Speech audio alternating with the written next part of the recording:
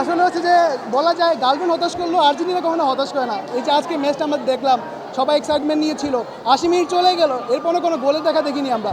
এরপর যখন গোলটা হলো, এরপর আরেকটি গোল হলো, তখন আর্জেন্টিনা তার কামব্যাকটি দেখিয়ে দিয়েছে। তো যারা ব্রাজিল ফ্যান ছিল, পর্তুগাল ফ্যান ছিল, তা তারা আজকে যে নাচানাচি করলো লাভ হইল না, দিন শেষে লুজের। বলে বোঝানো যাবে না। লাস্ট এটাকে বলে কামব্যাক। কেমনে লাস্টে 20-30 মিনিটে আমরা কামব্যাক দিছি, আসলে আর্জেন্টিনা ছাড়া এটা পসিবলই হইতো না। ফার্স্টে হচ্ছে অনেক বেশি নার্ভাস হয়ে গেছিলাম, কিন্তু টানা 5বার এখন জিততেছি। আমরা আশাবাদী এবারও হচ্ছে আমরা ওয়ার্ল্ড কাপ নিয়ে যাব, and we are going for 4th world cup, and আমরা হচ্ছে মেসির হাতে আরেকটা ওয়ার্ল্ড কাপ দেখতে পারবো ইনশাআল্লাহ। অনেক ভালো লাগছে। যখন 2টা গোল খেয়ে গেছিলাম তখন মানে অনেক মন খারাপ হচ্ছিল, মনে হচ্ছিল যে এই বুঝি শেষ। যে অনেক মানে কালকে যেমন পর্তুগালের খেলা ছিল, পর্তুগাল বাদ চলে গেছে, দেন রোনালদোকে নিয়ে অনেক টল হয়েছে, তো মেসিকেও নিয়ে এমন অনেক কথাবার্তা উঠতে পারে, এসব নিয়ে ভাবছিলাম যে কি হয়।